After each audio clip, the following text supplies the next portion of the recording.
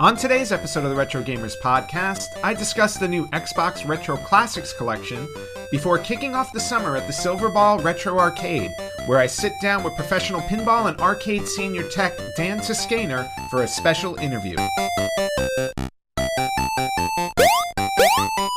Hello everyone and welcome to the Retro Gamers Podcast, episode 411. Anthony here. And as you can see, I do not have a co-host with me this week, at least for the open of the show. But I'm actually here because, first off, want to wish everybody, hope you had a very happy Memorial Day weekend.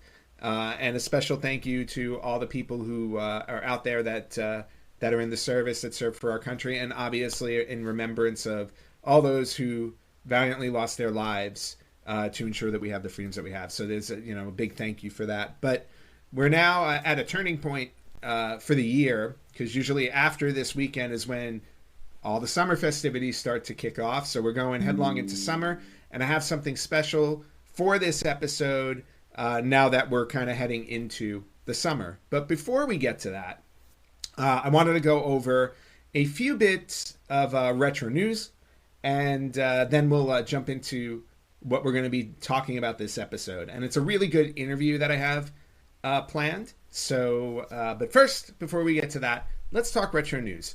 So, first thing I wanted to just bring up is that Nintendo Switch Online is always updating their library there.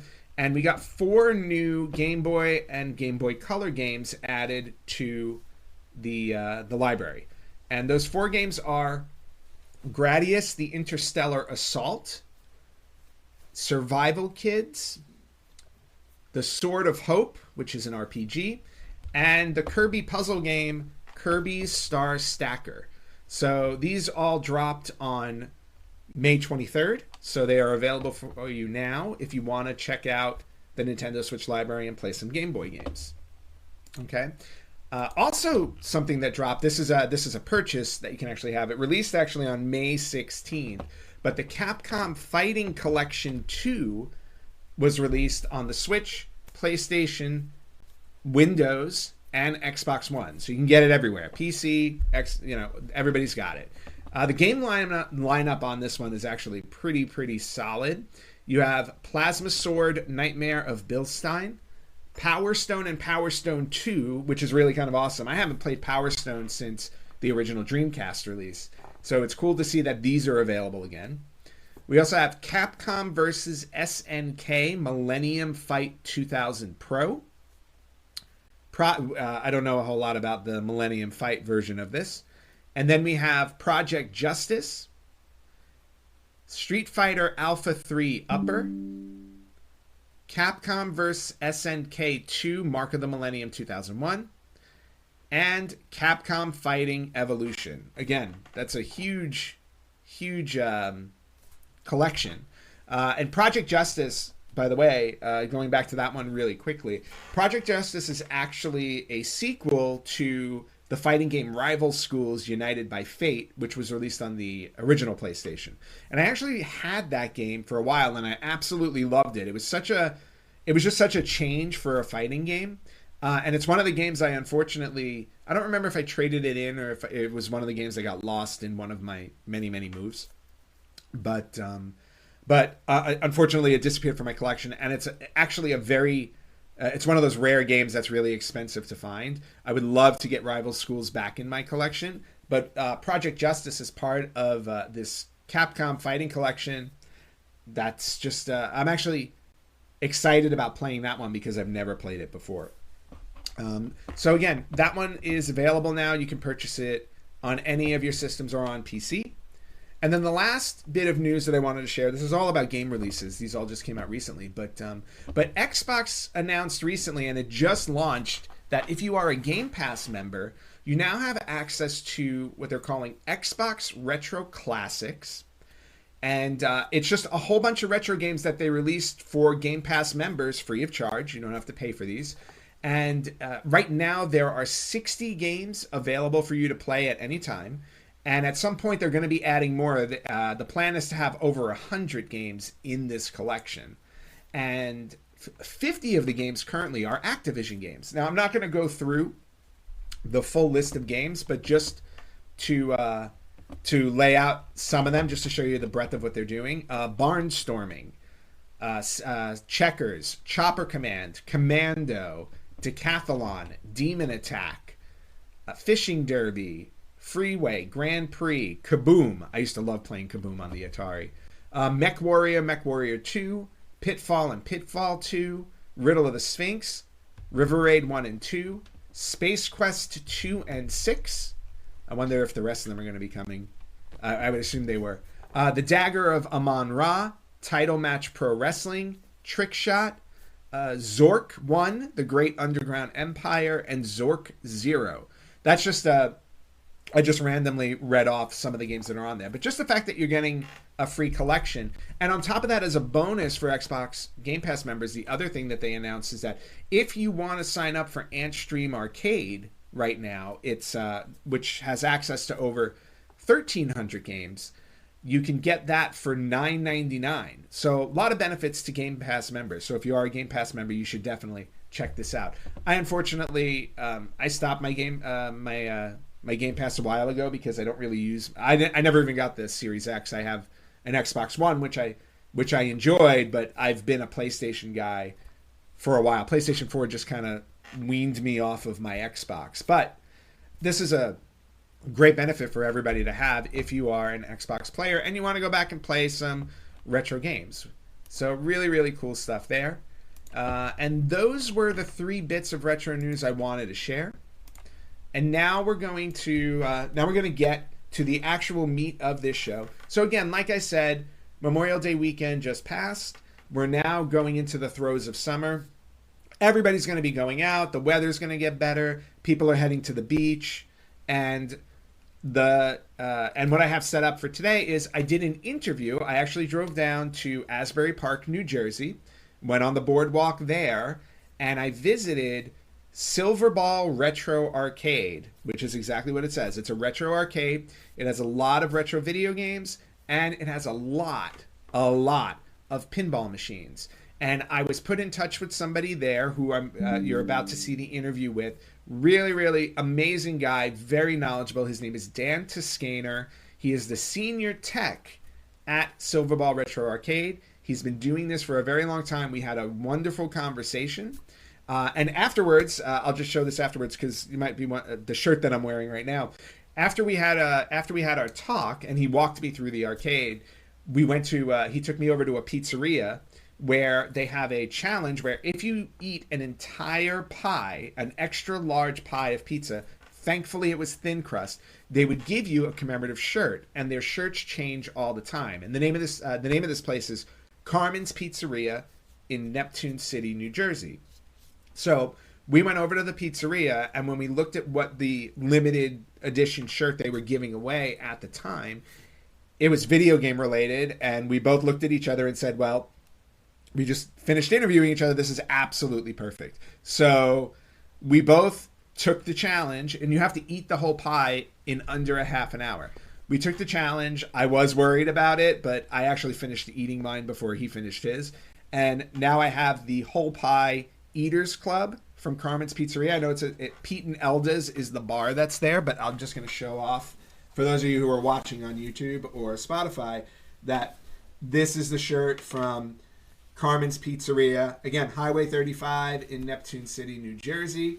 And we got Mario, we got Luigi, Link, and Donkey Kong, and you see Pac-Man there in the background. Really, really happy that I got this shirt. It's just a really cool design. So that was the pizza eating experience. But now I'm going to show you my interview with Dan Toskaner, senior tech at Silverball Retro Arcade. So you just started using LinkedIn Premium. Now what? Well, on your premium company page, you noticed around 7.5 times more page engagement and 5 times more page views. Well done. And now new clients are messaging you. All because you're using LinkedIn Premium, which helps you get the business growth you want. Think big, small business. Think big. Start your free trial at linkedin.com/premium small business. That's linkedin.com/premium small business. All right, here we go. New Phineas and Ferb is here. We're back, baby. For 104 more days I know what we're gonna do today. of summer vacation. I am ready for summer shenanigans. Let's do it. Oh, yeah. All right. We're gonna bust Phineas and Ferb once and for all. Are we gonna do this again? New inventions, shenanigans, innators, adventures, and songs. Brand new summer vacation. New Phineas and Ferb starts June 5th on Disney Channel and next day on Disney Plus on DisneyPlus.Disney.com. Arcade. All right, welcome back to the Retro Gamers Podcast. We are here in Asbury Park, New Jersey at the Silverball Retro Arcade. And sitting with me here is Dan Toskaner, Senior Tech for the Retro Arcade. Dan, thank you so much for joining me. And also thank you so much for opening up the arcade for me this morning so we can chat. It's a pleasure. It's a pleasure. It's a pleasure to have you here. So again, we're sitting here in the Retro Arcade, right on the boardwalk. The ocean's right out there, which is always nice to see. I was telling you before we started recording that I haven't seen the ocean in like a year, so it's nice to be back on the coast. And obviously, to be surrounded by a bunch of pinball machines, a bunch of arcades. You can see behind us, we've got Millipede and Crystal Castles, and these are the originals. But before we get started, like diving into gaming and stuff like that, because I know you have a really long history with arcade games. That makes me sound old. That's okay. I'm old too. I mean, look, the shirt says it all. Middle-aged in gaming. So, but that's okay. I go because that's what we're here to talk retro. We are kind of retro. That's kind of where we are in our lives right now. But just to go back, just with your background and stuff like that. So how did you get started in arcades? Because you've been doing this for a while, right? 40 years this year. 40 years. Started in 1985. Wow. And it kind of found me. It was an accident. I didn't plan to get into this and do this. I loved games as a kid. Way back when I was a young kid, and there were no video games at that point, or very few. Everything was electromechanical. I went to an old bowling alley up in New York where I was living at the time with my family, once, twice a week, whatever, just to bowl. And they had 4 pinball machines in there. And I fell in love with these things, and I just loved to play them. And that was the big thing for me was, playing Gottlieb's Kingpin once a week. I was about to ask you remember which pinball machines. Oh, yeah. I remember all 4 of them. Williams Darling, they had a Williams Blue Chip, the Gottlieb Kingpin, and what was the 4th one now? I should remember it.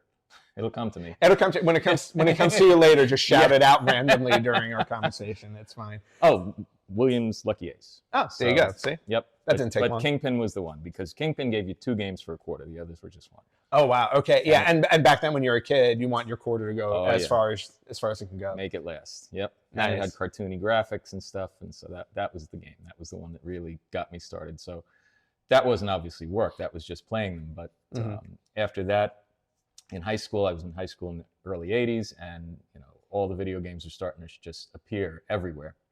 Space Invaders, Asteroids, all that stuff. And there was a pizzeria near my high school, and suddenly Pac-Man was there one day. Oh, okay. And that was just that. I already liked the other games, but that was the one that really, got me.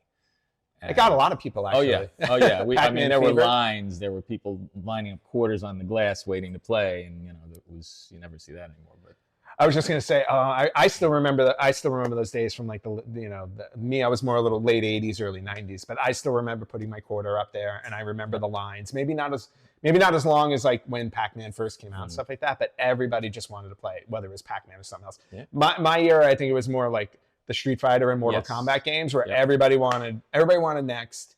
Everybody wanted to beat the person who was beating everybody else. That type of thing, which is awesome. And those you could play 2 at once. You could double the.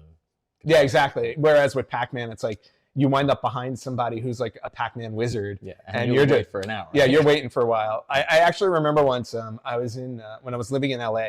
They did this like retro. They did like this little retro. I don't want to say expo, but just a display at one of the train stations, like the main train station in Los Angeles, and they had a bunch of arcades. And I walked up to Miss Pac-Man, and I started playing it. And I remember there was somebody behind me, like, because they were free to play. It was just, a little thing. And I start playing it. I was going on like a really good run. And all I hear is the woman behind me. She's like, of course I get behind this guy. And I'm like, ah. And I just kept going. No, I just kept going. No, she did not shame me into losing. Good. I lost eventually, but I had the high score for as long as I was there, as far as I know. But okay, so pinball back in the 80s is where you started. Yeah, 70s. 70s. Okay. Yeah. Pinball back in the pinball wizard then. Yeah. So maybe not that far 70s. But it was actually good. I'd rather be younger, but it was good because I saw the older games in operation back in those days, the electromechanicals, and I saw it change from electromechanical to digital or solid state. And then I saw video, the advent of that, and everything just progressed through. And as far as working, that was really the accident. That just happened by a summer job. I started working at an amusement park in Rye, New York, Rye Playland. I used to go to Rye Lived. Playland. Yeah, we talked about that. Yeah.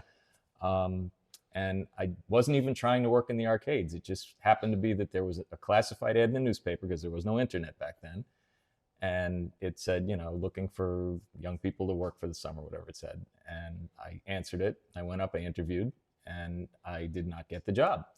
Oh, wow. And Okay. so for that first summer of '84, I ended up working in another crummy summer job, cleaning musical instruments that were rented to kids during the school year, and that was horrible. And I Oh, wow. hated That it. does not sound fun. No, it wasn't.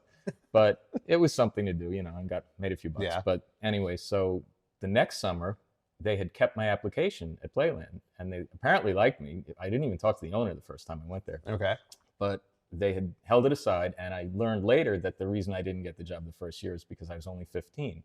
And they wanted 16 and up because 16-year-olds could work later into the night. Of legally. course, yes. 15-year-olds couldn't, so that was their, thing that was better for them. So the next year when I was older, they hired me, and I loved it.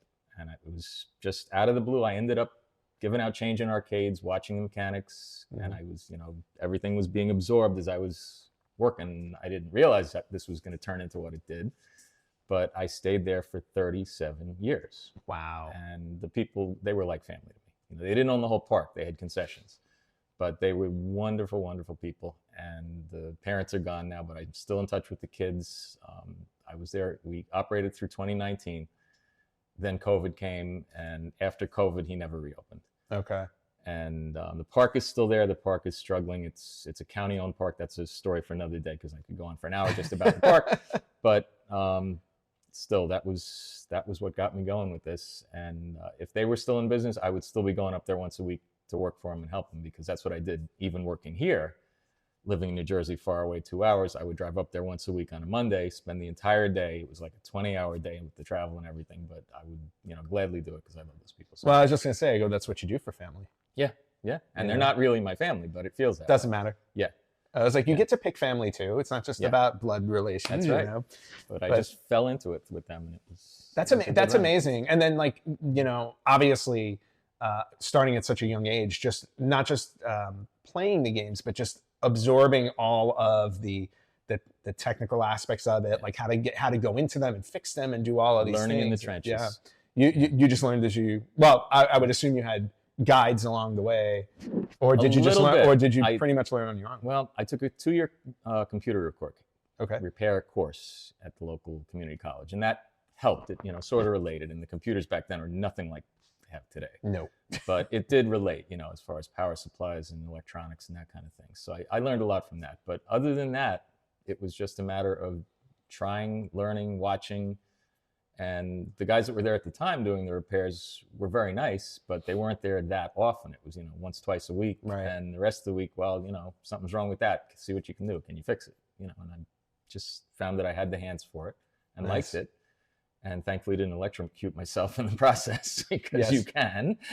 But no, I just kept going with it. And then you buy a game or two for the house. And, you bring them home and you start working on your own games. And it keeps going. It snowballs. Yeah, I was gonna say, and you didn't have the advent of YouTube to help you out. I did not. So, I'm glad it's there now, but I did not have it back then. yeah, but But then the manufacturers were still in business. That's the difference. that today. that's also true. Yeah. Now Atari's long gone. There's Well, one or two out of every game in this place. There's one or two manufacturers that we still have, but the rest of them are all. I was gonna say Atari is still around actually, and they're but not doing this stuff. Not doing this stuff. And they I will was gonna not say. support this. I would imagine not. But They'd laugh if I tried to ask them. you should call them. You should be like, I know you guys are still in business and you're doing well. I got a question about And your again, crystal it's cache 40 years machine. old. Yeah, can you help me fix this? And you'll probably have some 20-year-old on the phone. It'll be like, what's that? Right. But so now, 37 years. That's just that really is a testament to like, because you don't. I think these days you don't really hear a lot of stories about long-term jobs like the way that it used to be. So, and then transitioning over here to Silverball, which is more in your backyard because you live closer to here. Now I live here. Yeah, at the now time, and I was in New York at the time where I started. Okay. Then when I moved down here, I didn't have the job first. I moved here first because I had to for family reasons. My parents were down here. I'm the only kid, and helped them out as they were aging. Mm-hmm. And it just happened. God put me here. God put this business here, I think, at the right time because it's, how many of these are there? There's very few. It's true. And I'm in, 10 minutes away, and and they needed perfect. A tech. When I got here, there were some guys working on the games, but, they were just kind of hobbyists, nice guys. Yeah. But I had more background in it and done it longer. And so for sure. It happened and it came together. Yeah. Well, and not only that, because you brought up something earlier too, because you've been doing this for 40 years, you've been there for all of these changes from like you said, when it went from tech to digital to video and all of that stuff. So I'm sure there are not a lot of people with that skill set who can easily go from Crystal Castles to a Terminator 2 Judgment Day. I'm literally just looking around the machine, or to a machine that just came out like 3 years ago. Right. So you're in high demand for places like this. It's impossible to find people that do this. Yeah. I have one other guy with me here who's great. He's younger than me. He grew up with it because his father has been doing it even longer than I have. And his father goes around, services games in people's houses. He doesn't work in an arcade. He's I guess you'd call it a route guy. He's got a whole list of clients that call him when their pinball machine in the basement is broken. Of course. So his son learned from him, and his son has been working here since he was a teenager. Now he's 30. And I can trust him. I know he's not going to put a 20 amp fuse where he should put a 5 and blow things up and cause fires. But he and I are the only two people that touch these games, other than a stuck ball. The people who work the counter can do simple things like that. But other than that, nobody else, because they're delicate and fragile. And well, I was just going to say, you look at some of these that are like 40, 50 plus years old, some of them, right? Yep. Hard to get the parts. If you Impossible need one. in some cases. Yeah, exactly. Because I'm just looking around here, can you tell me just right off the top of your head what the oldest machine is in here? Mm-hmm. Well, the oldest pinball machine is Gottlieb's Knockout from 1950. Mm-hmm. And if you want later, we can get a shot of that, I'm sure. But the oldest actual game in the building is something called a rotary merchandiser, which goes back to the 1930s. It's almost 100 years old. Wow. And that's up front, and that's just a little turntable, and it's got little prizes in it, little ducks and stuff. And you put your money in, and the arm goes across, and you try to knock it into the hole. They still make similar things today. Oh yeah, in arcades. They make all kinds of We have the oldest, I'm that's sure, nice. And a lot of miles around. I'm sure it's been around. I mean, that's crazy. Oh, yeah. But now you've been here for about 3 years. 14 now? years. Oh, you've been here for 14 years. Yep. Okay. I overlapped with the other job. Oh, got it. That's right. You were doing them both at the same time. That's insane because I can only imagine all the driving you must have done. Yep. And those easy passes. And but that thankfully was seasonal. Okay. Up in New York, that was only summers, and so it was a hard summer. And here we're super busy in the summer too. But well, gee, I can only imagine why staring at the ocean right now, why it's so popular. But I survived it somehow. Yeah. Okay. So let's talk a little bit about the games themselves, or just your gaming experience. I know you talked about how you fell in love with pinball, at the bowling alley with those 4 pinball machines. But from there, and obviously, you've been doing this your whole life. But in terms of you as a gamer, between arcade and console, I know we talked about this before we did this interview, but just want to get your thoughts on I know you're more of obviously an arcade guy, more of a pinball guy. But did you ever get into console gaming at all? Very little. Okay. When I was a kid, I did have an Atari 2600, and later I got a ColecoVision, which was like, wow, the graphics are better. Yes. You know all this stuff. But beyond that, not really. As a kid, I didn't have much money until I started working. And by the time I started working, I had a whole arcade full of games I could play for free. So who needs Mario at home when you have all of these? Was right there. And free, right? Right. Because you're working there. Yeah. So I wasn't buying cartridges. I was just, going to work. And when I wasn't working, I was playing. So that's really what I did. It was mostly coin op for me. Okay.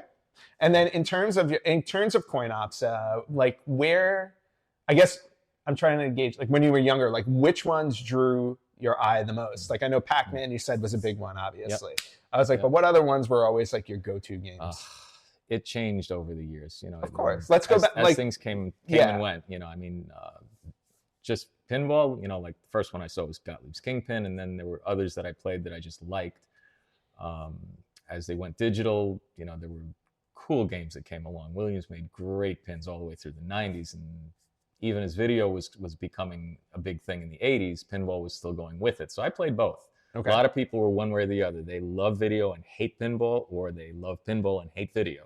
And typically the older people like the pinball because that's from an earlier generation. Of course. But I was lucky that I was in that in-between stage, so I got to play both, and I enjoy both, and you know, I'm one of the few people, I guess, that like both almost equally.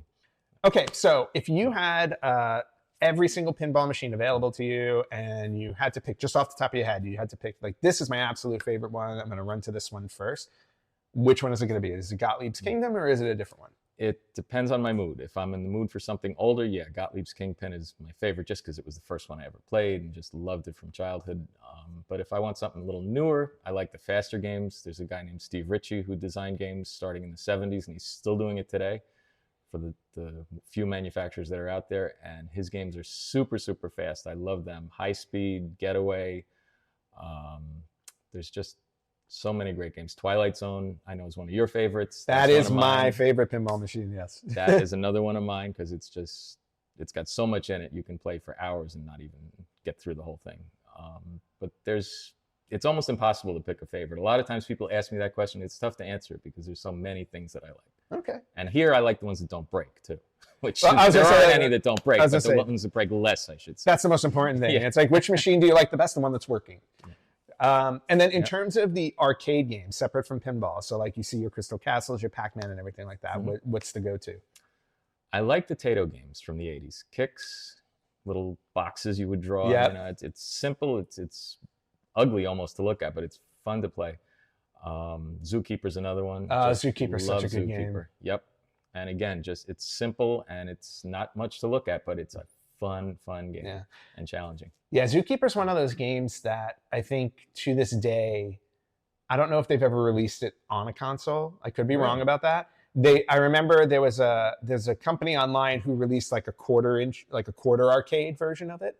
And then I think Antstream Arcade, which is an online service you can sign up for, they might have it. But in terms of home consoles, I don't know if Zookeeper ever made it. I did not know that. Yeah, it's one of those games that it's just one of those games that I don't know why. It should make it. It should definitely make it. And I'm gonna triple check that before I put this out and embarrass myself and be like, see, I know what I'm talking about, but I don't. But I do believe it's that one. And I remember playing it for the first time online, and I was like, this is a fun game. Why did it never get released anywhere? And I'm sure there's a whole story behind that in and of itself. So in terms of the arcade itself and your clientele and like how busy it gets and everything like that, I would assume summers are busiest here. Yeah, summer here from Memorial Day to Labor Day is just madness. It's sheer madness. You know, people are here off the beach. Even when it rains, they have nothing to do, so they're coming here. They come in here. You know, and on a nice day, the boardwalk is packed. So either way, we get a lot of people. And then I'm assuming during the summer, you're at your busiest in terms of machines that go down. Yeah, yeah. I'm here way earlier on those summer days than I am on the winter days, even though we're open 365 days a year, except Christmas and Thanksgiving. I shouldn't say that. But, you know, in the winter, it's a lot quieter. Okay. So that's my little break. You get to breathe a little bit, maybe fiddle around with the machines yourself. And oh, yeah. I do projects in the winter, you know, machines that are in the warehouse that I want to bring in that I can restore, and, you know, things that just need a lot of work and upgrading. Summer, it's triage. You go around, you fix whatever needs doing, and you just keep moving, because otherwise it'll never get done. But that's cool. And then the other great thing about like arcades like this these days, you know, you talk about when you first started playing and always having to put the quarter up on the machine and having to make sure that you had quarters and change machines and everything like that. Yep. All gone, flat fee all day, or however many like hours by the you hour, get. Yeah, you do it by the hour and everything like that, and then just everything's free play basically from there, which is great, but it does take away a bit of that nostalgia.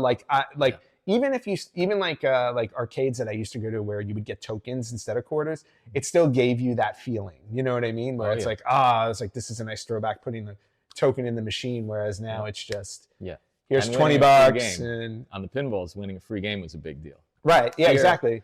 Nobody cares about winning a free game. No, you always you just hit start again and off you go. Which, to be honest with me with pinball, I'm very happy about it because I'm really, really bad at pinball. Like, I lose so fast, and I don't understand why. Because I've been playing video games my whole life. I know my way around controls and stuff. Put me in front of a pinball machine, I just crater. Mm-hmm. You're not the only one. Oh no, I'm sure I'm not. I was like, that's why like setups like this are perfect for me because I can just jump around and not blow $10 on a machine in like 3 minutes. Right. Exactly. And everybody says that. They all love this concept. Oh yeah, it's a great concept, and I know it's one that's been making the rounds. I've been to a lot of arcades now where it's really just a flat fee scenario. Because you can't make money on quarters anymore. They're not worth anything. No, they're and I love that I never hear that anymore. Oh man, or people kicking it. Yeah. Where's my quarter? It's stuck in there. And we don't have to deal with that. We don't have to empty them. We don't have to give change out, and don't have to deal with break-ins. It's much better. Much better. Well, I think we've been sitting here long enough. As much as I love talking with you about this stuff in your background, I think it's time for us to kind of break into some of these machines. When I say break into, it's like, let's go around and play a little bit. Yep. What do you think? Let's do it. All right, cool. The Retro Gamers Podcast is brought to you by Old School Gamer Magazine. Sign up for as little as $20 per year for 6 issues that include feature articles, interviews with retro programmers, new and old product reviews, and more. If you look carefully, you'll even see an article or two penned by yours truly. You can head over to oldschoolgamermagazine.com/retrogamerspodcast and sign up so they know where you heard about it. Old School Gamer is dedicated to you, the old school retro gamers from the arcades. This message comes from Greenlight. Ready to start talking to your kids about financial literacy? Meet Greenlight, the debit card and money app that teaches kids and teens how to earn, save, spend wisely, and invest, with your guardrails in place. With Greenlight, you can send money to kids quickly, set up chores, automate allowance, and keep an eye on your kids' spending with real-time notifications. Join millions of parents and kids building healthy financial habits together on Greenlight. Get started risk-free at greenlight.com/Spotify. To your home. All right, so we are starting in front of the oldest pinball machine you have in the place. Is that correct, Dan? That's right. All right, and we're looking at Knockout. Mm-hmm. I can see up top here that it is from 1950, also from Gottlieb and Company. Yep. So you want to tell us a little bit about this machine? Sure. This was one of the best games they made in the 50s. It's one of the wood rail games because these side rails are obviously wood as compared to the newer games, which are all metal. That changed in the 60s. The early 60s is when they switched from wood rails to metal, but in this era, they were still on the wood rails. The artwork was done by a guy named Roy Parker. You can see everybody, not just the guys in the ring, everybody is fighting. Nice. I like the old lady. I like the old lady with the umbrella. I do too. That's just awesome. It's just craziness, but it's fun. And it's a fun game to play. It's simple, but it's got this little boxing ring in the middle. These guys actually move, and this guy falls down when he gets hit. Nice. And the object is you want to hit each bumper to turn the lights off and get knockouts, and then your knockouts progress as you go. And your score is lit up back here with these lit look at that. places on the back glass. It's before they came up with the reels, the little wheels that turn in the later games. And now, of course, everything is on a screen. Everything's on a screen. But back then, it was basically just little lights that would come on and advance as you go. Nice. All right. Do you want to give this one? Sure. Let's give this one a try. This is a 75-year-old pinball machine. Yep. So, and I'm sorry, I may crowd a little bit from the side here. No sweat. Still running. Actually, I'm going to come around your way over here. All right. Let's check this out. And back in these days, what you had to do is push that lever to get the ball up. It's before they actually had a automatic lift. I like how you have a sign there for it. Because nobody figures it out if they don't. And they just wait for the ball and it never comes out if they don't push that. This game has very small flippers. Back in those days, they were 2-inch flippers. Oh yeah, I see that. And the newer games have 3-inch flippers for the most part. And people like that much better. It's easier and you have a better shot at it. And this also has a little... I was just going to say, I saw that. There. That drops down after you hit a certain score. And then you lose the ball. But it saves your ball until you get to that score, which is kind of a nice feature. Well, yeah, because it kind of guarantees that you get to play for a little bit before losing your ball. Not one of those immediately down the center drain kind of things. And then do you get like 3 balls for on this it, one? or It's is it this just one. It's 5. This and, one, you get and 5. there are actually 5 individual balls. It's not one that keeps coming through. There are actually 5 balls in there, and sometimes people will just put them all on the playfield at once and play more than one. You can do your own multi-ball, even though it wasn't built that way. That's really cool. More than one. Yeah, I see the ball collecting at the bottom over there. Yep, and that's how you would know how many balls you had played. It doesn't even have any kind of a way of giving you that on I also love, screen. I'm looking at it right now, it used to cost 5 cents to play. Yep, 5 cents, and no wagering and no prizes. No wagering, no prize. Okay, that's unacceptable. And minors were not permitted to play this game either. Well, because of the fighting aspect of it? No, it was because back in the day, this was still considered kind of a gray area. It wasn't gambling necessarily, but people did gamble on them in bars, and who was going to get the higher score. Of course. So those kinds of things went on. But prior to flippers were invented in 1947. Prior to flippers, pinball was strictly gambling. You would shoot the ball, and it would drop into holes, and you had no control on the playfield whatsoever because there was no flipper to push it around. Once flippers were invented, which is only 3 years before this game, it changed everything. It became a skill game. But even decades later, there was still this battle going on between the authorities and people who wanted to play and people who operated these machines between, is it really skill? Is it really gambling? What is it? And that all came to a head in 1976, actually, in New York City, when the New York City Council had a hearing with a guy named Roger Sharp, who famously brought 2 pinball machines to the city council chambers and played pinball in front of them and showed them that he could say, okay, I'm going to shoot the ball and it's going to go through that lane, and then I'm going to hit it. And he explained what he was doing and how it was really his skill that was getting the high scores. And he was going to invite them to challenge him and show that he could beat them. And he never even got that far. They saw what he was doing. And they said, okay, you're right, it's legal. And from that point on, pinball was that's all it takes. And across the country, then once that wall fell, other places legalized it as well. That's awesome. That's really, really awesome. I did not know that story at all. Yeah, that's really well cool. documented. You can find that. I'm sure. I know the one in the 90s when they started putting ratings on video games because of the violence aspect, but this is great where somebody just went in. It's like, this is how it goes. It's like, okay, done. Yeah. Convinced. Very cool. All right. Well, thanks for showing us that machine. I say let's move on to something else. Okay. What do you think? Sure. All right. So we're here in front of the oldest machine you have in the place. So let's talk about this one a little bit. Yep. This is an exhibit rotary merchandiser. This is from the 1930s. They built these for many, many years, so we don't know exactly what year this one was made. Okay. But it's definitely from the 30s or maybe the early 40s. These were found all up and down the Jersey Shore and probably all across the country for many, many decades. This was a super popular concept where they would have little prizes just like we do on this turntable. It spins. And when you press the button, that arm in the back comes across and you try to get it to push a prize into that hole in the center, in which case you win. And back in those days, you would either win or lose. Most of the time you would lose. Of course. But today, in order to have this legally operating here, we have it a little bit modified where if you don't win, it'll keep playing until you do win. Oh, nice. So you always get something when you play ours. And now when you win something, are you talking about the little ducks? The little ducks and animals and stuff like that? Yep. That's kind of cool, though. Yeah. That's a cool little Everybody thing. loves them. They've been... I got to say, I like the duck with the bunny ears over here in the front. Oh, yeah. Those He's are kind of cool. our Easter ducks. Yes, the Easter duck's cool. I like the frog. Get rid of the clowns. Not a clown guy. I like the fact that there's a picture back here, too, showing that this was in another arcade back in 1978. Right here in Asbury Park. This was in a place called the Palace Amusements, which is a super famous place. In fact, that was an arcade down the block, which is no longer here, sadly. It was demolished in 2004. Bruce Springsteen actually mentions that in Born to Run. Oh, wow. When he sings Beyond the Palace, hemi-powered drones scream down the boulevard. That's the palace he's talking about, that arcade. So that picture shows this machine in that arcade back in the 70s. That's really cool. Yeah. And again, another testament to like this machine is almost 100 years old. And here it is, still kicking. Yeah, still running. Really, really cool. Yeah, we're lucky to have it. I bought it from the former owner of the palace, who is still in town. Oh, nice. He now runs a hardware store, but I was just fortunate to get it at just the right time. That's great, man. Yeah, it's all about timing. Yeah. Timing's everything. Yeah, there's not many of these out there that you see operating anymore. I'm sure there's a few in basements of people's houses, but that's about it. Oh, I'm sure.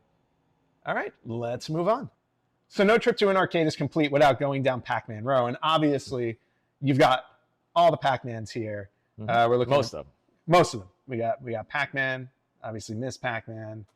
We got Junior Pac-Man. That's right, you do have most of them. I just thought of one that's missing. But this one, which you don't see everywhere, Baby Pac-Man, which was one of the first, or maybe the only, I don't know too much history on this, that has an actual arcade video game combined with the pinball machine. That's right. So you want to talk about this one a little bit? Yeah. This was actually probably the least successful out of all the Pac-Man games because it was both video and pinball, as you said. And at the time, they had come out with these huge monster hit games, Pac-Man and Ms. Pac-Man. Everybody loved them. Best games ever made. With this, they were trying to do something a little bit different, and they ended up basically alienating everyone because very few people liked both of these. They either liked pinball and hated video, or they liked video and hated pinball. And this forces you to play both. And it's hard. It's much harder than the original games. In order to play this game, you have to earn your energizers. There's loads of dots to eat, but the energizers are not there until you play pinball and earn them by hitting those little targets at the back there. And it's tough to get them. You have to hit them 6 times each to get one energizer. See where that says Pac-Man in the middle? Yep.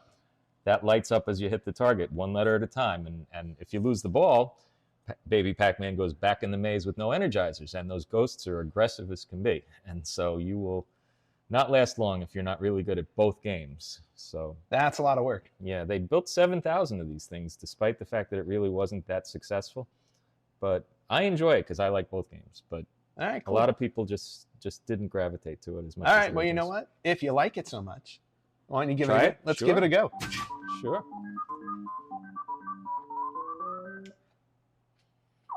So you start pretty much the same as any other Pac-Man, and you can see those ghosts are out already, and this is only the first level. And I have to go down here to play pinball. And now you've got your 2 buttons on the side, just like any other pinball machine. And what I have to do is hit those targets up the top, or there's actually another ball in that little horseshoe thing up at the top there. And I just hit it, but I didn't get it all the way. If you get that to go to the other side, you will earn an energizer by doing that.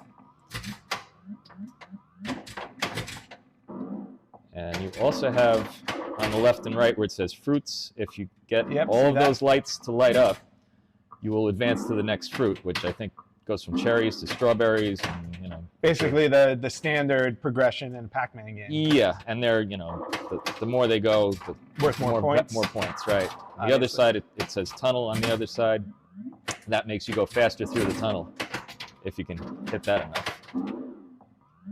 And I did earn 1 energizer. You can see it down in that second one. So now you don't go back up top till you lose the ball that. Just like that, yep. And now you can't go back down. See, the gate is blocked. So now I am stuck in that maze with all these ghosts, and I have 1 energizer. And that's it. And the other 3 energizers are not there because I didn't earn them. Because you didn't earn them. And so now I have to either eat every dot in this maze without getting killed, or, which is very unlikely I'm not going to be able to do that. See what happens. You didn't do that bad. So then once you lose your man, then you get another chance to play pinball. Got it. It opens up the bottom again. There you go. And then you can go back down. And off you go. Yeah, and that's Baby Pac-Man. Again, it's one of those ones that a lot of people don't see. Yeah. So there are not a lot of them out there anymore. Yeah, it's really cool. Obviously, the other ones here, Junior Pac-Man, who you might not see that often. Yeah. But Miss Pac-Man and Pac-Man are the staples everywhere. Oh yeah, absolutely. All right, very cool. Well, this is your Pac-Man row, and I love it. Absolutely love it. This episode is brought to you by Temptations Cat Treats. Your cat will come running for the perfectly irresistible Temptations Creamy Puree and Temptations Lickable Spoon Cat Treats. The best time to feed lickable cat treats to your cat is anytime. Feed by hand for a playful moment, in a bowl for a creamy treat, or as a topper to make mealtime fun. Visit TemptationsTreats.com to learn more. Smart Water Alkaline with antioxidant. 9.5 plus pH, now in cans. Refreshing. Made for every way you move. Should I run a marathon? Let's start with finishing that water. Smart Water Alkaline with antioxidant, now in a sleek can. For those with a taste for taste. Grab yours today. Thank you. Okay, it doesn't matter where I am, what arcade I'm in. If I see a Twilight Zone pinball machine, we're going to stop. We're going to talk about it. We're going to play it. This is, for somebody who doesn't like pinball, this is by far and away my favorite pinball machine. Because when I first started working at a video store when I was 18 years old, a video rental store, this was one of the 2 arcade games they had in there. The other arcade would always switch out, but Twilight Zone was there the longest. I remember how sad I was when it went away because I wanted this in my home. I still want it in my home. I can't afford to have it in my home. So, and this one came out, we're talking, 30 years, almost 30 years after the Twilight Zone show. So it's just absolutely crazy. So I know we talked before about how this was also kind of one of your favorites as well. Oh yeah. This is consistently rated as the #1 pinball machine ever made as far as gameplay. It wasn't the most successful one as far as quantity produced. That would be Addams Family. But this was the top game, and still is in many surveys, the top game as far as what you can do and the fun it is to play. And most people have no idea because it's super complex and it takes a long time to learn it. But we had one of these where I used to work in New York, and I spent many, many, many, many hours playing it and learning it. And I absolutely loved it, and I still love it. All right. Well, why don't you show us how much you love Sure. it? Let's see this one go. I love this door with the key of imagination. I loved how they handled so many different episodes in this machine. It was great because I still watch Twilight Zone to this day. It's a classic. You got 4 flippers, and there are 6 balls in this game. One of the balls is actually called a power ball, and I don't know where it is at the moment, but if I can get it out, you'll see it. The power ball is white. It's not its standard pinball. It may be down in the out hole, or it may be up in the gumball machine, which is up there. I can't see if it's in the bottom. But the power ball is called the power ball because it travels at probably twice the speed of a regular pinball. It's a little bit lighter. Oh, wow. And the machine knows when you have that ball on the playfield. It actually senses it as it comes out so that it can do different things related to that ball. Now, getting it in the hole up there gives you a light on the door. In a nutshell, you're trying to light up every panel on this door in the middle. All these panels by going into the slot machine hole or into the player piano hole up there. I love the clock. Yeah. And the clock will actually tell the real time when no one's playing, too. Oh, nice. Yeah. So many intricacies to this one. It's crazy. It's just unbelievable. They put so much into this game, and they, I think, thought they had another Addams Family when they built this, and it was super popular, but it didn't quite make the cut as far as Addams Family did. And this was the type of game where the real super players, the people who really know pinball and love pinball, gravitated to this one because it had so much in it. The average player enjoyed playing it, but had no idea what they were doing. That's fair.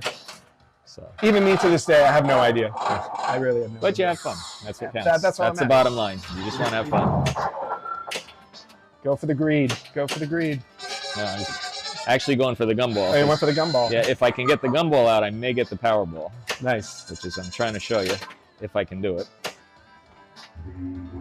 There we go. All right, now, out of that machine is going to come a ball. And there it is. And it's going to come over to here and come out. All right. Let's see this. Power ball. Let's see the power ball. Here it comes. Lighter and faster, right? Yep. Oh, this thing is, yeah, it flies. And it's tough to control.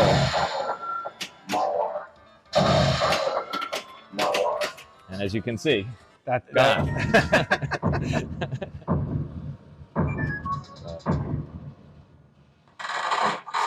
Not a bad score. And an extra ball, no less. Yeah. And I love that guy. The little graphics up there are great. Well, that's the little guy from the Invaders episode. Yeah. I don't know if you remember that episode. No, but yeah, he comes out. There's a Talking Tina that gives you extra balls. I love Talking She was the little doll. I think she's up here. Yes. Yeah, she's sitting up there. Very, very cool. Yeah. Love Twilight Zone. Such a great game. All right, so now everything is on. We have every machine on. I know the place isn't open yet. It's going to be opening soon, but we're just going to take a quick walkthrough just to look at. Hey, I've already got a machine yelling at me. That's Cyclone telling you. Cyclone's Come telling play me. me. He woke up. T2 Love the T2 game. Always fun. Super Breakout. That's an early one, black and white. Yep. Oh, a multicade. Very nice. Yeah, those are not my favorite things in the world, but we have it just because we can offer so many games in one cabinet that we couldn't otherwise have because of floor space reasons. Yeah, no, that makes sense. So. I mean, there's nothing like the original, but... Yeah, they're not quite the same. If you really know the difference, you can hear the sound is a little off, and it's not exactly the same, but people enjoy it. Very cool, yeah. We're just doing a run-through of the actual place. Yep. Stop me if you've heard this one. I remember the T2 pinball machine, too. That was a big success. That was a good one. Yep, that was the first one that had this dot matrix display on it. Oh, nice. Yep. Very nice. Here's Getaway. I know you were talking about Getaway earlier. Getaway and High Speed are actually twins. Getaway came out in 92. High Speed was 86. These were super, super successful. And High Speed actually, I would say, is almost completely responsible for saving pinball. Really? When it was down in the dumps, because video games by the mid-'80s had taken over the arcades, and the real estate that used to be occupied by pinball was all video games, almost all of it. Wow. This was such a great game that people bought it like crazy, the operators, and people played it like crazy, and thankfully that kept Williams making pinball, I would say. Nice. If they didn't have that, it may not have gone the way it did. And the rest is history. You know, there are a lot of stories like that in the industry. Let's get out of here before he pulls us over again. Yeah. And actually, I should tell you real quick, that game was, the designer says, and I believe it, it's a true-to-life story that he was driving his Porsche at some ridiculous speed and was chased by the cops, and then he decided he would turn it into a pinball machine. Wow.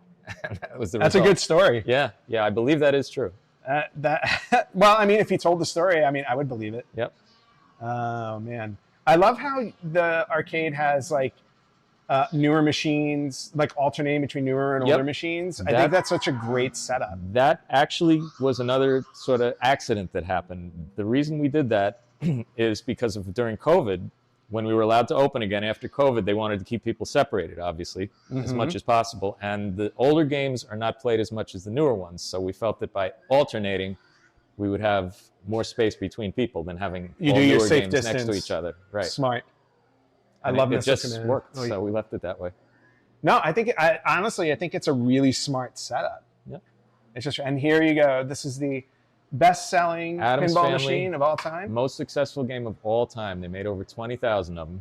Amazing. And since that time, no manufacturer has made more pinball machines of any one title than this. That's crazy. Who knew that movie would prompt something like that? Yeah, well, I think it's a perfect theme. It appeals to everybody. The sound is great in that game. It plays fantastically. There's nothing bad about it. Thing is in the game. His little hand comes out and grabs the ball, and all kinds of crazy stuff. Yeah, they made it so in tune with the property, with the film, that I mean, sometimes that's all it takes. Yeah. Which is why I'm surprised Twilight Zone didn't do better than it. You know. Yeah. Well, it was successful, but not an Addams Family. But as you can see, there's almost everything in the newer games is good licensed. old Elvira. Oh yeah, there are multiple Elvira games out there. I have never seen this one, but I've played an Elvira pinball machine. It's not this one. I forgot the name of the one. I think there are. I know there are at least 3, if not 4, over the years. Very cool. And for some whitewater rafting. Yeah, Whitewater is one of the few non-licensed games that they made in the 90s. Okay.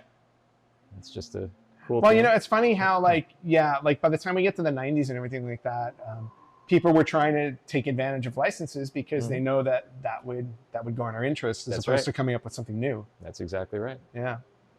Like Doctor Who. Yeah. And then Roller Coaster, I remember playing this one somewhere. I think it might have been in Vegas, Really? Las Vegas. I think they have one at the This is at the Pinball Hall of 1971. Fame. Yeah, you must be from one of those types of places. You won't Yeah. see these out too much anymore. No, I'm pretty sure that you would not. Yeah. And it's 2-player. Yep. Yeah, this was a donation. Somebody gave us that. Wow. And that happens frequently. People have a machine in their house, and usually it's not working and it's not in the greatest of shape, and they don't want to throw it away, and so they contact Nobody us. should ever No, they throw it shouldn't, away. but they do. I have more than once found them at the side of the road and rescued machines that were about to be brought to a landfill. And here we are with Zookeeper. One of my all-time favorites. I know you had mentioned that one. I love this game. That's great. Simple, Absolutely but love it. loads of fun. No, this has been a great. This is such a great place, and you obviously keep it up really, really well. Thank you. It's a labor of love, but it's not easy. Yeah. And this is actually our newest game, Avatar Jersey Jack Pinball. Oh, nice. Just came out with Avatar last year. And the one before it is Elton John. On this, I was about to say the Elton John one looks pretty new. It is. And yet we also have the older Elton John from '76. Nice, side by side. Yep. And he knows we're standing here. I was going to say, Elton John just called me. Yep. Some of these games can actually see you going by. They have cameras in them, and they will start That's how they calling get your you attention? to come over and play. That's really cool. And what I loved about this is that they took some of this, as far as the artwork, and translated it over to here. If you look at the bumpers on this one, and you see his little face with the hat, it's the same thing, just facing the other direction on the bumpers on the newer one. So while we were walking through, the arcade, obviously you would point this out to me, but I saw this gargantuan machine. It is a Hercules pinball machine, and I don't know if you can stand by there just to show, like, this thing is like a double wide. This is like a double wide machine. It's really huge. What's the story behind this one? Because it came out in 1979, as the placard up there says. Yep. But what's the story behind this? This is a rare game. You will not find many of these out there at all anymore. And this was Atari's attempt at doing something completely different, but still making pinball. Atari made pinball machines for maybe 4 or 5 years. They didn't make a lot of them, and none of them were super successful, but they thought that they had something here that they could just, blow away the competition because it was so different and strange and unique. And what happened was they found that very few places could put this in because it requires so much space. Yeah. You couldn't put this in the average bar or restaurant or places that weren't huge because there just isn't enough room for it. Not to mention getting it through the door and in and set up and moving it around is not an easy task. So it only went into the biggest arcades back in the day, and they only made 280 of them. Today, who knows how many are left? Probably not many, because the ones that were out there operating, by the time they stopped making money, there was very few places you could sell it. Most pinball machines, people love to have them in their homes after they're not making money out in the wild anymore. This thing doesn't fit in people's basements. No, definitely does not. Or at least not many. I was going to say, that thing looks like it doesn't fit through the door here. Yeah, well, it did, but not easily. It's crazy. I mean, literally everything is just giant size. It's huge. And instead of a pinball, it has a pool ball. See that right there? Oh, wow. That's actually a cue ball from a pool table. That is a cue ball, and even like kind of holding the flippers, like you really got to stretch to touch this. Yeah, your thing. arms are like much look at further this. apart. Go for it. Let's see how this goes. Very early, rough sound, but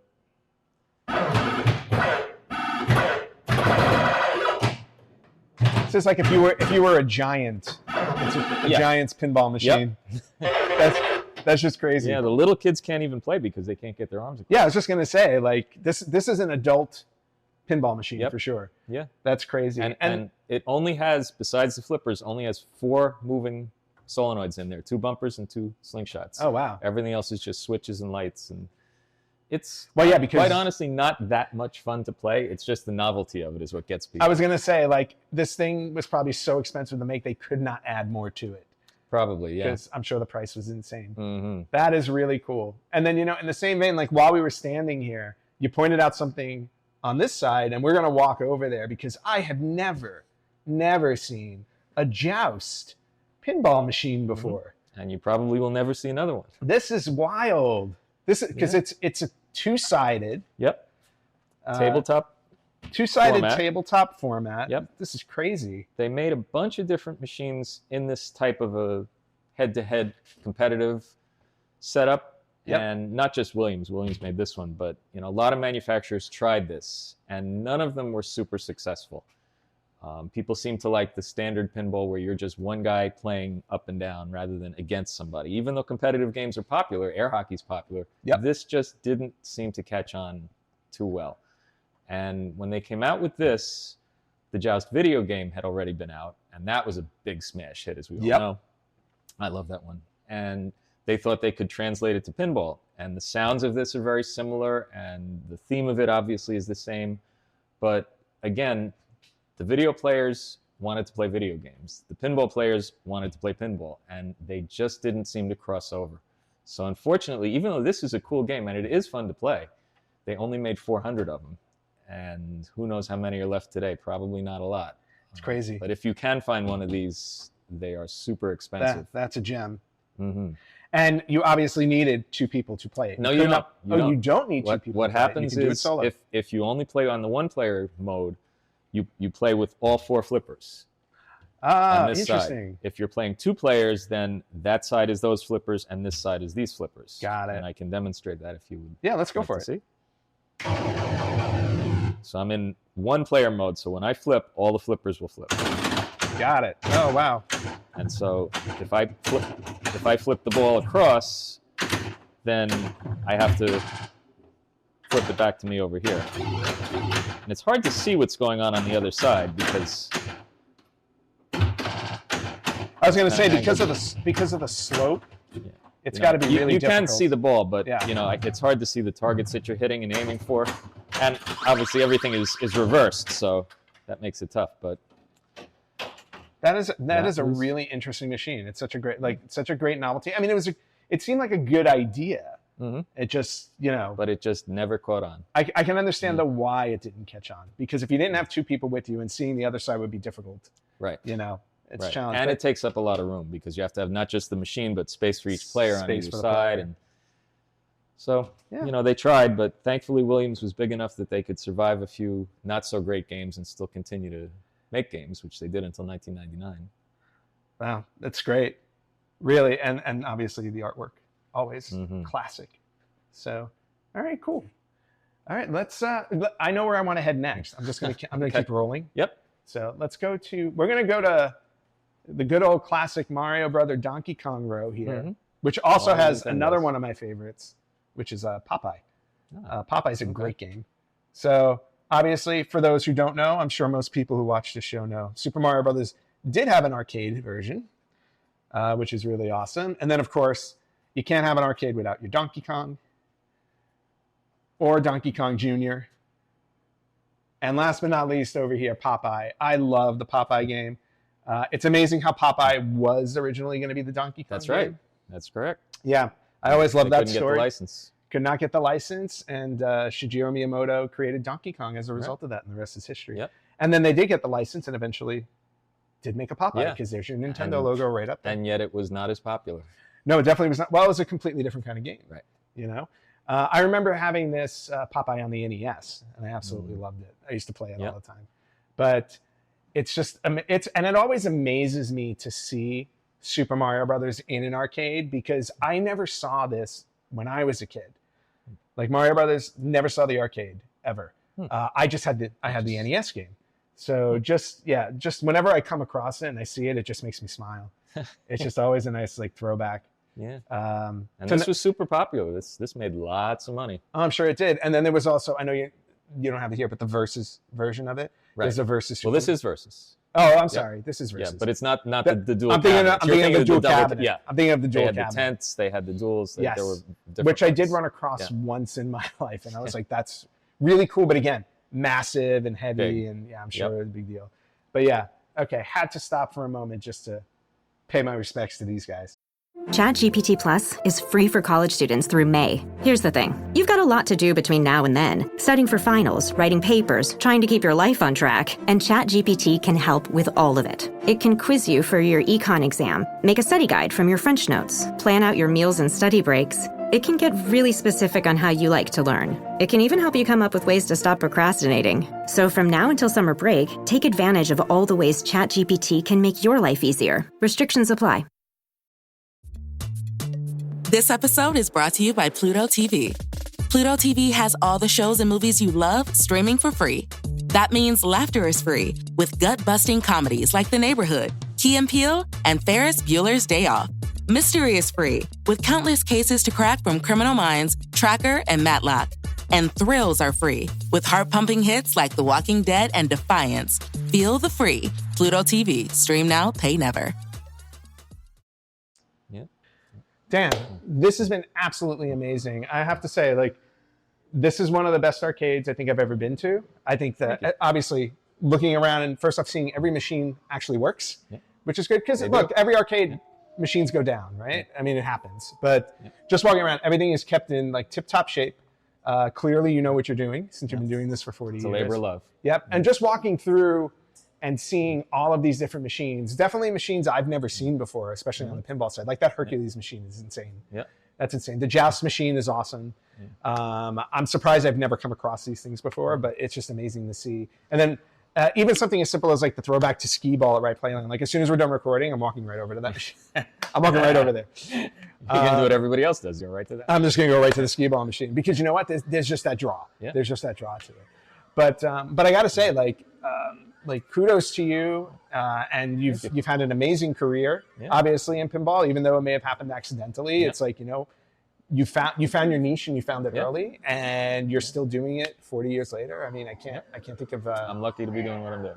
Yeah, and I really think it's really a testament also to how much you love this and the passion that you have for it. And you don't always see that in a lot of people. So for that, I say, congratulations, man. Thank you. And again, thank you so much for letting me into the Silverball Retro Arcade, and thank you for being on the show. All right. Cool. Thanks. Welcome back to the podcast. I really hope that you enjoyed my interview with Dan Toskaner. Ridiculously knowledgeable guy when it comes to pinball machines.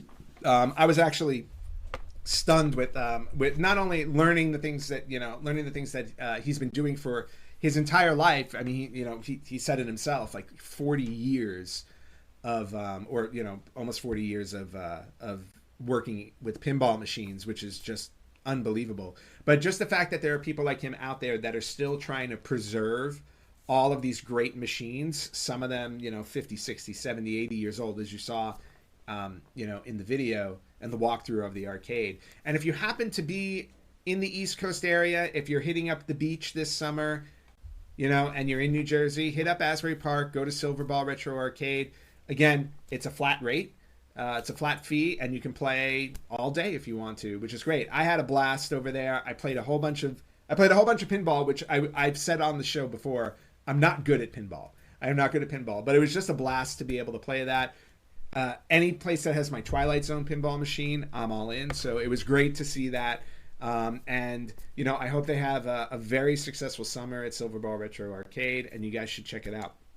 And with that, we're going to wrap up the episode. Thank you guys so much for watching episode 411 and this interview. And you can find us on Facebook.com/RetroGamersPodcast, on Instagram and Blue Sky at Retro Gamers Podcast. You can listen to us wherever you listen to podcasts. You can watch us on YouTube and Spotify at Retro Gamers Podcast. Or if you want to ask me a question, hit me up at email@theretrogamers.com. Now, that's it for this episode. Thank you so much for listening and watching, and we will catch you, and when I say we, I mean I'll have a co-host next time. We will catch you next time on the Retro Gamers Podcast.